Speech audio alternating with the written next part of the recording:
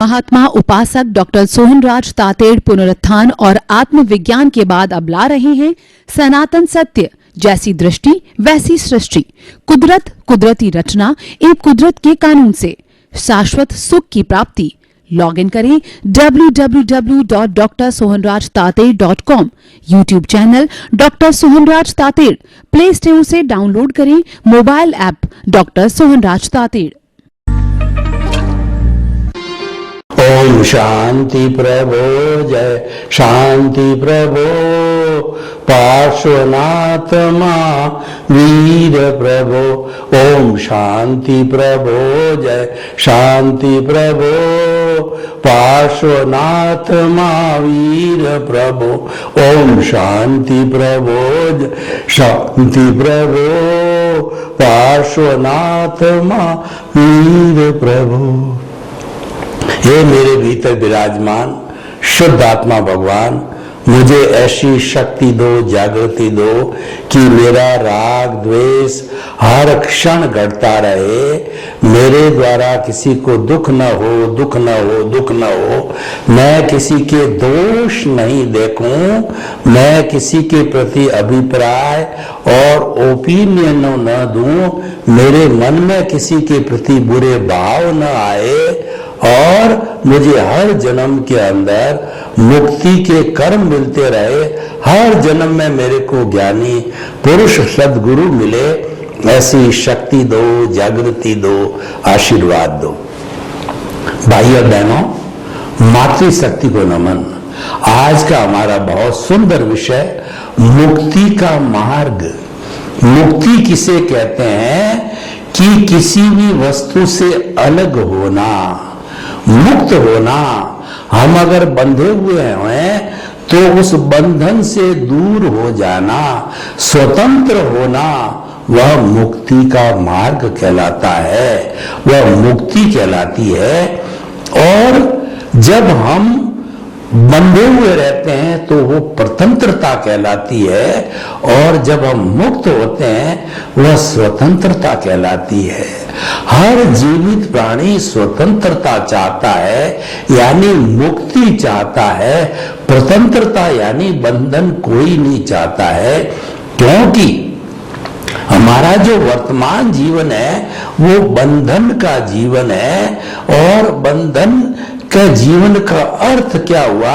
हम सुख और दुख के पलड़े के अंदर झूलते रहते हैं, परेशान हो जाते हैं।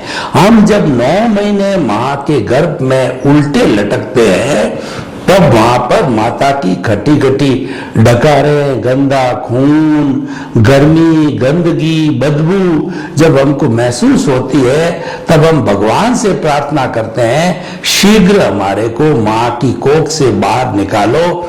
बाहर निकलने पर जो है मैं आपकी भक्ति करूंगा, आपको याद रखूंगा, आपकी भजना करूंगा। लेकिन जब बच्चा बाहर आता है और इस दुनिया की चकाचौंध देखता है, इस माया रूपी दुनिया को देखता है, तो फिर उसके अंदर ढल जाता है।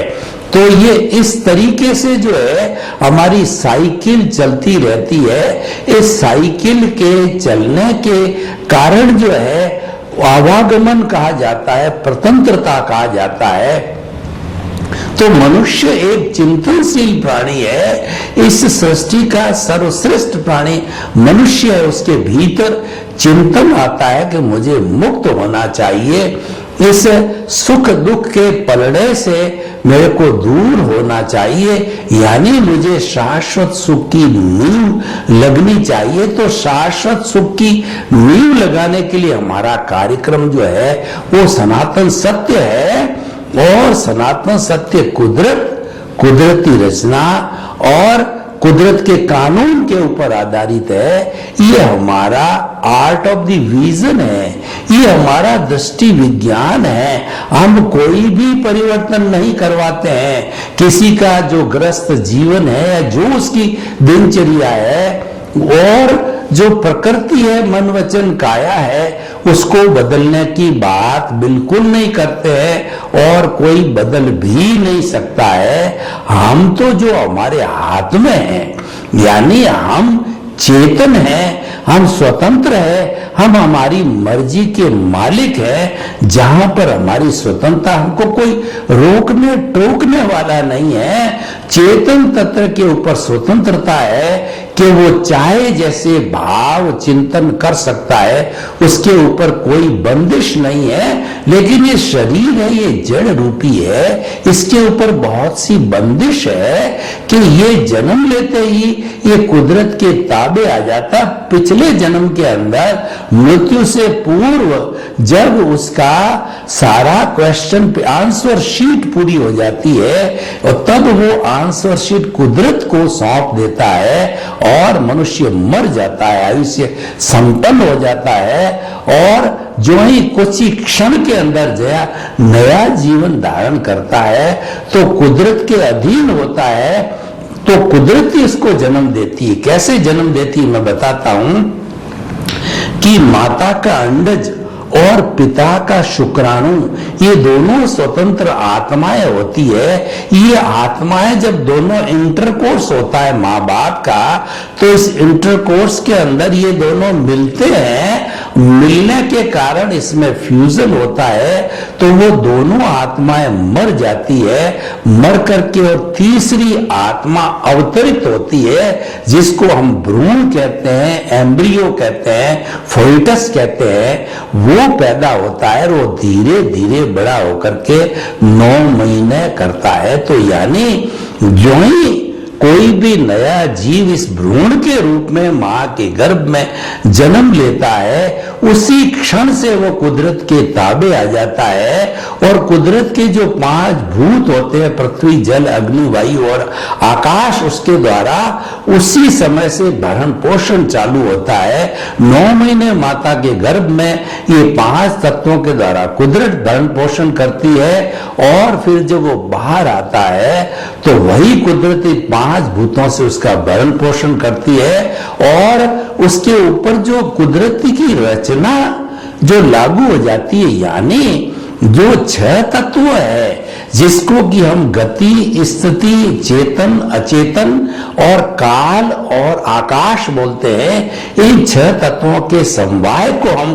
कुदरत कहते हैं। और इन 6 तत्वों की जब अवस्था, क्यों हर चीज की अवस्था बदलती रहती है, क्योंकि इनमें से 5 तत्व है वो जड़ तत्व है, पौद्गलिक है, तो पौद्गलिक वस्तु की अवस्था बदलती है। चेतन जो शुद्ध चेतन है उसकी कोई अवस्था नहीं बदलती है। और जब वो बॉन्डेड चेतन हो जाता है तब उसकी अवस्था बदल जाती है, क्यों उसके साथ जड़ जुड़ा हुआ होता है, यानी शरीरधारी आत्मा की अवस्था बदलती है। जन्म के समय के अंदर वो भ्रूण होता है, फिर जन्मता है जब बच्चा होता है, उसके बाद के अंदर वो किशोर होता है, किशोर के बाद युवा होता है, युवा के बाद प्रौढ़ होता है, प्रौढ़ के बाद में वृद्ध होता है और फिर एक समय वो दुनिया से चला भी जाता है। ये अवस्थाएं बदली है। तो यानी जड़ मात्र की अवस्था बदलती है। और बंधुओं, जहां भी अवस्था शब्द आए, समझना कि वह अवस्था आने जाने वाली विनाशी है। कोई भी अवस्था जो है अविनाशी नहीं होती है।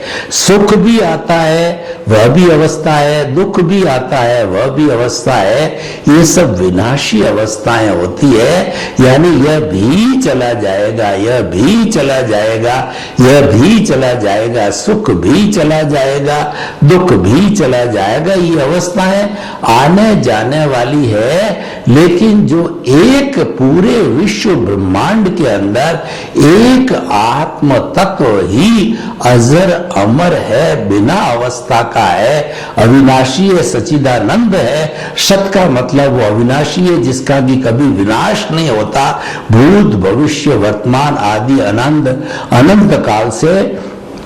चित्त मतलब वो ज्ञान दर्शन वाला है, उसका जो लक्षण है, गुण है, वो ज्ञान दर्शन है और आनंद है, उसकी अनुभूति है, उसका लक्षण है। तो इसीलिए वो सच्चिदानंद है, तो वो हमेशा स्थिर रहता है। तो इसीलिए क्या है कि ये जो जो हमारा मुक्ति का मार्ग जिसकी हम बात कर रहे हैं, वो मुक्ति का मार्ग है सनातन सत्य। कुदरत, कुदरती रचना, कुदरत का कानून है। वो कुदरत का कानून क्या है कि संयोग जुटाना। किसी व्यक्ति का जब उदय प्रारब्ध होता है, उदय प्रारब्ध संयोगाधीन है, तो वो संयोग जुटाने का कार्य है, सारा कुदरत करती, इसलिए ये जड़ कुदरत के अधीन है। और सनातन सत्य क्या है कि हमारी आत्मा सनातन सत्य है, और आत्मा के माध्यम से आत्मा कोई प्रवृत्ति नहीं करती है, लेकिन प्रतिष्ठित आत्मा पुरुषार्थ करती है। देखिए, एक तो विनाशी अविनाशी को समझें और एक पुरुषार्थ और परिणाम को समझें। इन चीजों को समझने से सनातन सत्य क्लियर होता है कि जो पुरुषार्थ मात्र जो है वो प्रतिष्ठित आत्मा के मूल स्वरूप की द्रव्य आत्मा, केवल उसकी हाजिरी है, वो सच्चिदानंद है, वो ज्ञान दर्शन रूप में, वो शुद्ध रूप के अंदर है, 24 कैरेट का सोना है, उसकी हाजिरी से हम बोलते हैं, हाथ हिलाते हैं, और सारी दुनिया का जितना भी कार्य मनुष्य करता है वो आत्मा की हाजिरी से ही होता है। कर्म का बंध आत्मा की हाजिरी से होता है, कर्म छूटता है आत्मा की हाजिरी से होता है। यानी आत्मा है तो हम हैं, और आत्मा नहीं है तो हम जीरो है। उदाहरण के तौर पर मैं आपको बताना चाहता हूं, मैं वन करता हूं, वन का मतलब है ये हमारा शुद्ध स्वरूप द्रव्य आत्मा, मूल आत्मा है। अब उसके पीछे मैंने जीरो लगाए, तो जो ही जीरो लगा ये बद्ध आत्मा हो गई, क्योंकि उसके साथ में माई जुड़ गया। पहले वन था वो प्योर आत्मा थी, और उसके साथ माई जुड़ने से इम्प्योर हो गया। तो पहला जीरो है वो धन का, दूसरा जीरो जो है वो संपत्ति का, तीसरा जीरो संबंधों का, चौथा जीरो जो है बैंक बैलेंस का, और पांचवा जीरो जो है पद प्रतिष्ठा का। यानी जब पहला जीरो लगा 10 गुना, दूसरा 100 गुना, तीसरा 1000 गुना, लाख गुना, 10 लाख गुना, ये बढ़ता जाता है। ये फिजिकल डेवलपमेंट, ये संसार का डेवलपमेंट है, ये भुगतान का डेवलपमेंट है। तो ये डेवलपमेंट जब होता है किसकी हाजिरी से हुआ? वन की हाजिरी से, मूल आत्मा की हाजिरी से। अब वन को मैंने काट दिया, पीछे 5 जीरो बचे हुए हैं। आप बताइए 5 जीरो का कोई मोल है? नहीं, उन 5 जीरो का मोल है बिग जीरो। क्योंकि जो हंसा है मूल स्वरूप का आत्मा, वो हंसा उड़ गया, वह चला गया, पीछे तो ये मिट्टी पड़ी रह गई, और इस मिट्टी को जला दिया जाता है शमशान के अंदर। तो ये जो बात है ये सनातन सत्य है, और सनातन सत्य होता है वो कुदरत के कानून पे बसा। यानी जो कुछ भी आत्मा को छोड़ करके शेष गतिविधि मन वचन काया तथा उससे जुड़ी हुई हर अवस्था मात्र कुदरती रचना है, और वो व्यवस्थित है। यानी अवस्था उदय और प्रारब्ध के अधीन है, वह कुदरत के संयोगों के अधीन है, और वो संयोग होते हैं द्रव्य क्षेत्र काल भाव के आधार पर जो है वह कुदरती कानून चलता है। मैं आपको उदाहरण देता हूं कि किस तरीके से कुदरत का कानून काम करता है, द्रव्य क्षेत्र काल भाव कैसे काम करता। मान लीजिए कि मेरे मन में आया कि गर्मी का मौसम है, मेरे बाल बहुत बढ़ गए हैं, गर्मी लग रही है, तो बालों को कटाना चाहिए। ये मेरे मन में भाव आया, तो भाव आते क्या किया कि मैं रात दिन जिस दुकान के अंदर जाता हूं उस नाई की दुकान के ऊपर गया, तो नाई हो गया द्रव्य। तो वहां दुकान पर गया तो भीड़ लगी हुई, मालूम पड़ा कि वो खाना खाने के लिए नाई घर चला गया है। तब क्या हुआ कि मैंने देखा कि 5-7 लोग बैठे हैं, इनका जब कब तो वो आएगा, कब इनका नंबर लगेगा, जब तक इनका नंबर लगेगा मेरे बहुत लेट हो जाएगा। जबकि मैं तो 15 मिनट का मार्जिन लेकर के घर से आया था, जरूरी काम छोड़ के आया था, देखो मैं कल कटा लूंगा, तो वापस चला गया। इसका मतलब वह गतिविधि नहीं हुई, वो काम नहीं हुआ, क्योंकि भाव तो मेरे काम कर रहे थे, लेकिन द्रव्य नहीं था। क्षेत्र में मैं पहुंच गया, बाल कटाने की दुकान पर पहुंच गया, द्रव्य यानी बाल काटने वाला नाई नहीं था, तो द्रव्य नहीं था तो काल भी नहीं आया। काल जो द्रव्य और काल जुड़े हुए होते हैं, जब काल पकता है तो द्रव्य भी आ जाता है, द्रव्य होता है जब काल पक जाता है, दोनों का आपस का जोड़ा है। दूसरे दिन क्या हुआ कि मैं वहां से गया और उसी दुकान पे गया, नाई हाजिर था, भीड़ भी नहीं थी। मुझे कहा बाबूजी आके आप बैठिए। मैंने तुरंत 15 मिनट में अपने बाल कटा लिए। देखिए, भाव मेरे कल के थे, आज भी हुए भाव। क्षेत्र यानी नाई की दुकान क्षेत्र हो गया, काल नाई हो गया, और जो है द्रव्य क्षेत्र काल और भाव, ये चारों ही मिल गए तो मेरे बाल कट गए, वो गतिविधि हो गई। तो जीवन की हर गतिविधि द्रव्य क्षेत्र काल भाव के मिलने से होती, इनमें से एक भी अधूरा होता है तो पहले दिन मेरा काम नहीं हुआ, दूसरे दिन हुआ।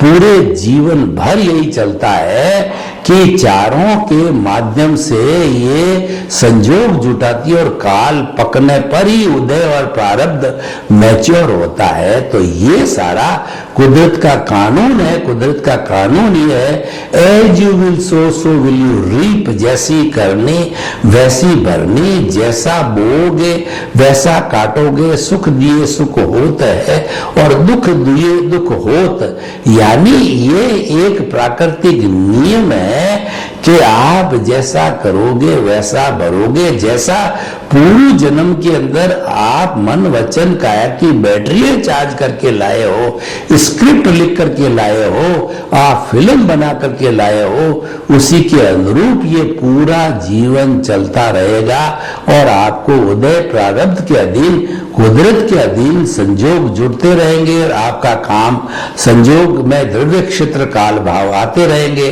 तो काम होता रहेगा, नहीं तो काम होगा नहीं। इसी कारण हम जीवन में बहुत बड़ा पुरुषार्थ कहिए, जिसको कि हम सनातन सत्य की भाषा में रिलेटिव पुरुषार्थ कहते हैं, क्योंकि ये पुरुषार्थ मुक्ति में ले जाने वाला नहीं है। आज जो हमारा विषय है मुक्ति का मार्ग, ये जो है परिणाम है। जितना भी मन वचन काया का प्रारब्ध और उदय जीवन भर है, ये परिणाम है। पर व्यक्ति अज्ञानता स्वरूप जो है, वह जो है मिथ्या ज्ञान मिथ्या दर्शन के स्वरूप उसको जो है परिणाम को वो पुरुषार्थ मान लेता है। वो ये मानता है कि ये मन वचन काया मेरा है और इस मन वचन काया का संचालक मैं हूं। ये सबसे बड़ा मिथ्या ज्ञान मिथ्या दर्शन है। ज्ञान का मतलब अपने स्वरूप की जानकारी करना और दर्शन का अर्थ होता है जगत का संचालक कौन है, दुनिया कैसे चलती है, जगत नियंता कौन है, ये हमारा दर्शन होता है। तब जब हमारे कोई मिथ्या ज्ञान मिथ्या दर्शन होता है, तभी हमारे कर्म बंधन होता है और अज्ञानता है और ज्यादा दृढ़ होती है, कॉजल बॉडी और ज्यादा घनत्व बढ़ता है, उसका वॉल्यूम बढ़ता है, क्योंकि हमारे भीतर मिथ्या ज्ञान मिथ्या दर्शन है। उसके विपरीत मुक्ति का मार्ग क्या कहता है कि आप प्रारंभ जो बीज डालो, उस बीज के अंदर नो ऑनरशिप नो डूअरशिप। जब आप जो है निमित्त बन जाओगे तो दुनिया के हर प्राणी को निमित्त बनोगे। यानी न तो मैं कर्ता बन सकता हूं, न इस दुनिया का कोई प्राणी करता है। कर्ता तो केवल कुदरत है, कर्ता तो केवल व्यवस्थित शक्ति है, वही संजोग जुटाती है। साइंटिफिक सर्कमस्टेंशियल एविडेंस है जो ही संजोग जुटाती है। तो जब ऐसा चिंतन हो जाता है तो हम कुदरती रचना देखने लग जाते हैं और कुदरती रचना देखते ही हमारे कोई भी कॉज नहीं पड़ सकता। सनातन सत्य कहता है कि आप कुदरती रचना देखते रहिए देखते रहिए देखते रहिए और केंद्र में आत्मा को रहिए। हमारे देखिए जब हम कोई भी व्रत खींचते हैं तो एक केंद्र होता है, एक परिधि होता है, और एक व्रत का एक ही केंद्र होता है। यानी केंद्र के अंदर तो आत्मा को रखो और परिधि के ऊपर धन, संपत्ति, पद, प्रतिष्ठा, जितनी भी जड़ पदार्थ है वो सारी परिधि है। तो उस केंद्र के अंदर जो जो हम आत्मा को रखेंगे और उस परिधि पर जितनी वस्तु है उनको हम कुदरती रचना मानते चलेंगे, क्योंकि न तो हम उसका, वो हमारा स्वभाव है, वो हमारा विभाग है, और न हम उसके संचालक है। यानी मिथ्या ज्ञान, मिथ्या दर्शन जब हट जाता है तो परिधि घटती घटती घटती घटती एक समय के अंदर पूरी परिधि जो है केंद्र में समा जाती है। यानी कि अज्ञान पूरा समाप्त हो जाता है और हम 300, जब वो परिधि हमारे केंद्र में समा जाती है उसको हम कहते हैं 360 डिग्री का ज्ञान, वो केवल दर्शन कहलाता है। और वो केवल दर्शन होते ही सारा पुरुषार्थ समाप्त हो जाता है और पुरुषार्थ का एंड केवल दर्शन है।